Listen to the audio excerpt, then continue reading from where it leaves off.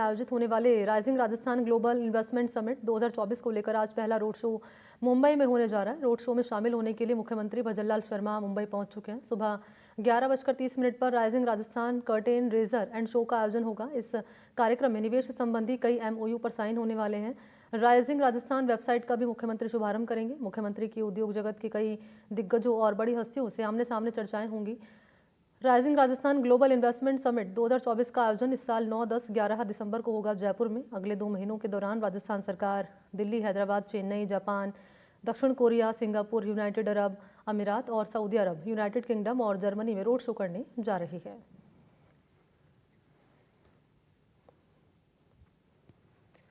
तो राइजिंग राजस्थान कार्यक्रम के लिए सीएम पहुंच चुके हैं मुंबई एयरपोर्ट पर उनका स्वागत किया गया। सीएम ने इसकी जानकारी सोशल मीडिया प्लेटफॉर्म पर दी है और लिखा है अपने ट्वीट में कि मैं देवतुल्य कार्यकर्ताओं और जनता जनार्दन द्वारा किए गए स्नेहपूर्ण स्वागत से भाव विभोर हूं।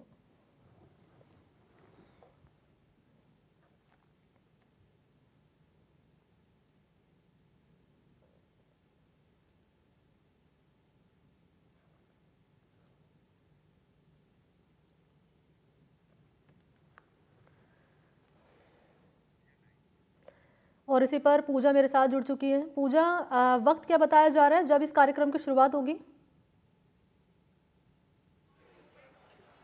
जी मणि, 11:30 बजे जब मुख्यमंत्री यहाँ पर पहुँचेंगे और तमाम जो शीर्ष अधिकारी हैं, उद्योग मंत्री हैं, राज्यवर्धन सिंह राठौर, वो पहुँचेंगे। उसके बाद 11:30 बजे के करीब ये कर्टन रेजर जो है वो इवेंट शुरू होगा।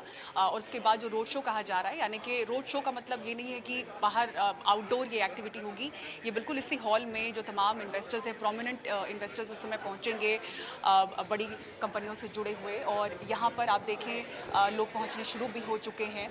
बताया जा रहा है कि 1 बजे के आसपास प्रेस कॉन्फ्रेंस होगी और 2:30 बजे के आसपास क्लोज डोर मीटिंग होने वाली है उनकी तमाम इन्वेस्टर्स के साथ। और वो लोग भी होंगे जो राजस्थान से जुड़े हुए, व्यापार से जुड़े हुए लोग हैं, वो जो इस समिट का हिस्सा बन रहे हैं। उनसे ये भी समझा जाएगा कि अब तक के उनके व्यापार में क्या चीज़ें उनको लग रही हैं कि बदलाव की ज़रूरत है, नीतियों में क्या बदलाव की ज़रूरत है, वो भी मुख्यमंत्री समझेंगे। और उसके हिसाब से जो जैसा कि आपको मैंने इसके पहले भी बताया था कि तमाम जो नीतियों में बदलाव है उसको लेकर सरकार इस बार बहुत ज़्यादा सकारात्मक है। और सिर्फ समिट के लिए उस नाम पर ये कार्यक्रम नहीं हो रहा है। इस बार धरातल पर MOUs लाएं और वो रद्द ना हो, इसकी एक भरपूर कोशिश रहेगी। तो ऐसे तमाम वो व्यापारी जो राजस्थान में काम कर रहे हैं, सालों से अपने अपने व्यापार से जुड़े हुए हैं, वो भी आज इसका हिस्सा बन रहे हैं। मुख्यमंत्री से उनके साथ भी बैठक होगी और कुछ लोगों से हम बात करते हैं। सर, अपनी पहचान बताइएगा और किस क्षेत्र से आपका व्यापार जुड़ा हुआ है? मेरा नाम कपूर रामावत है। मैं रेडीमेड गारमेंट इंडस्ट्री से बिलोंग करता हूँ। मेरा यहाँ पे रिटेल व्यवसाय भी है और मैं मैन्युफैक्चरिंग करता हूँ रेडीमेड गारमेंट्स का। आज मुख्यमंत्री आप लोगों के साथ भी बैठक करेंगे। क्लोज डोर मीटिंग होगी करीब 2-2.5 घंटे के लिए। और आप लोगों से वो समझेंगे कि क्या दिक्कतों का सामना आपको करना पड़ रहा है, कहाँ बदलाव की, किन नीतियों में बदलाव की ज़रूरत है। कुछ अगर हमें भी आप बता सकें कि किन बातों पर आपको लगता है कि आज वो फोकस रहना चाहिए।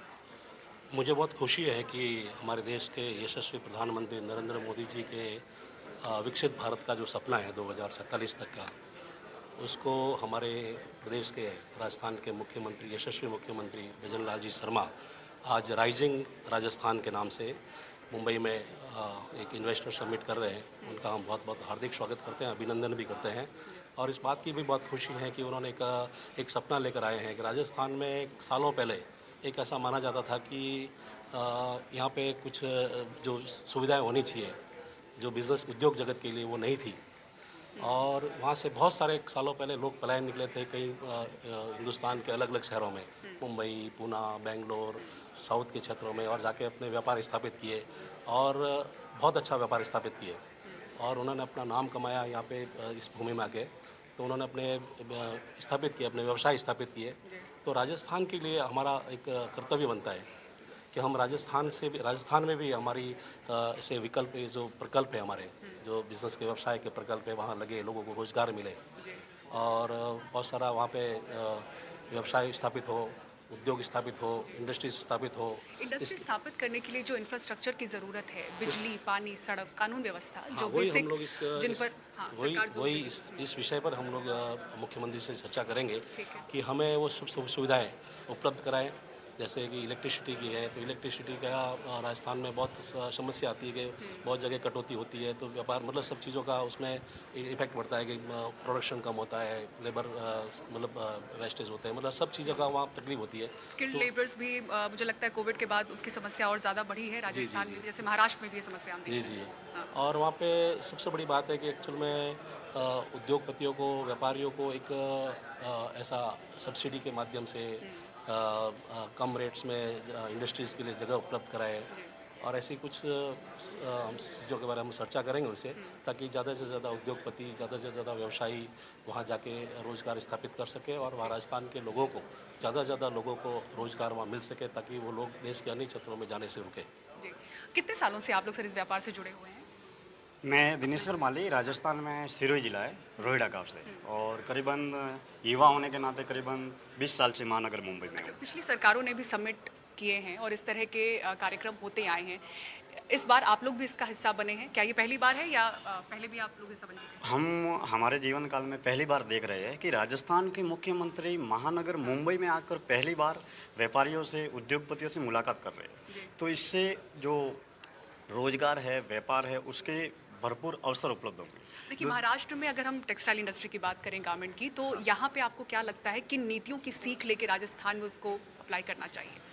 दरअसल महानगर मुंबई अपने आप में बहुत बड़ी बिजनेस सिटी है, और जो राजस्थान के बहुत सारे प्रवासी यहाँ पर रोजगार करते हैं, कारोबार करते हैं। तो मुंबई की तर्ज पर अगर राजस्थान को विकसित किया जाए तो भरपूर संभावना है। और दूसरी बात मूल राजस्थान की, तो राजस्थान में किसानों के लिए पानी होना चाहिए, युवाओं के लिए रोजगार होने चाहिए। फिर इस क्षेत्र में अगर हम आगे बढ़े तो मेडिकल के लिए, एजुकेशन के लिए, मतलब बहुत कुछ कार्य होने चाहिए। जिस तरीके से मतलब आत्मनिर्भर भारत है, मोदी जी काम कर रहे हैं, उसी तरीके से आत्मनिर्भर राजस्थान, आत्मनिर्भर युवा और आत्मनिर्भर नारी शक्ति, और विशेष रूप से इस क्षेत्र में महिलाओं को भी आगे बढ़ाने की आवश्यकता है। क्योंकि महिलाएं जब जिस तरीके से एक बिजनेसमैन होता है, इसी तरीके से जब बिजनेस वुमेन आगे आएगी, क्योंकि राजस्थान की जो महिलाएं हैं वो घूंघट से आगे बढ़ नहीं पाई है, अभी वर्तमान में बढ़ रही है, लेकिन जैसे जैसे एजुकेशन बढ़ेगा तो युवा भी आगे बढ़ेंगे और महिलाएं भी आगे बढ़ेंगी। दूसरी बात, जैसे आज राजस्थान को छोड़कर लोग फॉरेन में गए, मुंबई आए, दिल्ली आए, मद्रास आए, अलग अलग क्षेत्रों में क्यों गए? क्योंकि वहाँ पर पानी नहीं था, रोजगार नहीं थे। तो रोजगार न होने की वजह से मुंबई आए, दिल्ली आए, अलग अलग क्षेत्रों में रोजगार के लिए वो आए। तो अगर राजस्थान में पानी होगा, बिजली होगी, फैक्ट्रियाँ होगी, उद्योग धंधे होंगे, तो बेशक वहाँ पर राजस्थान आगे भी बढ़ेगा। दूसरी बात, जैसे अभी जो वर्तमान में पढ़ रहे हैं युवा पीढ़ी, जो स्कूल कॉलेज के स्टूडेंट्स हैं, उनको बिजनेस में ज़्यादा से ज़्यादा बढ़ाने की और रोजगार के अवसर विकसित करने की वर्तमान में भरपूर आवश्यकता है, ताकि आत्मनिर्भर भारत, आत्मनिर्भर राजस्थान और आत्मनिर्भर युवा शक्ति का निर्माण हो सके। जी, आप कुछ कहेंगे सर? ठीक है, तो आपने जैसा कि सुना कि रोजगार किस तरह से बढ़े वो बेहद ज़रूरी है। जो राजस्थान के युवा हैं, महिलाएं सशक्त हों और ज़्यादा से ज़्यादा अवसर उनके लिए जाएं। सरकार की तरफ से भी आपने लगातार सुना होगा कि किस तरह से सरकारी सेक्टर में उनकी ख्वाहिश ये है कि 4 लाख से ऊपर रोज़गार पैदा हो, निजी सेक्टर में 6 लाख से ऊपर रोज़गार पैदा हो, और इस तरह से वादा भी किया गया है कि इस साल तक ही 1 लाख से ऊपर युवाओं को रोज़गार देने की कोशिश रहेगी, और इसलिए पुरजोर कोशिश हो रही है। और इस तरह का इवेंट अपने आप में हम शायद ही देखते हैं कि कार्यकाल के पहले साल में ही सरकार इस तरह का सबमिट करे, क्योंकि अगला जो 4 साल है वो बिल्कुल सरकार की जिम्मेदारी रहेगी कि फॉलो अप हुआ है या नहीं, या उससे मॉनिटर कर रही हैं। क्योंकि हमेशा ये इल्ज़ाम लगते आए हैं कि एमओयू साइन तो होते हैं, लेकिन 80% के करीब वो रद्द भी हो जाते हैं, वो धरातल पर दिखते नहीं हैं। तो इस बार इंफ्रास्ट्रक्चर जो जिसकी सबसे ज़्यादा ज़रूरत है, बिजली, पानी, सड़क, कानून व्यवस्था, इस पर सरकार जोर दे रही है। Ease of business, cost of business, ये सब पर जोर दे रही है कि एक निवेशक को ये तमाम जो बेसिक ज़रूरतें होती हैं उसकी दिक्कतें ना आए, इसलिए अपनी नीतियों में भी कई सुधार और बदलाव हो रहे हैं। इसलिए महाराष्ट्र में आकर उन तमाम जो बिजनेस एसोसिएशंस हैं, उद्यमी हैं, उनसे मुलाकात करके ये समझने की भी कोशिश होगी कि इन उद्योगों को किस तरह से बढ़ाया जाए, बुलाया जाए और उनको रखा जाए।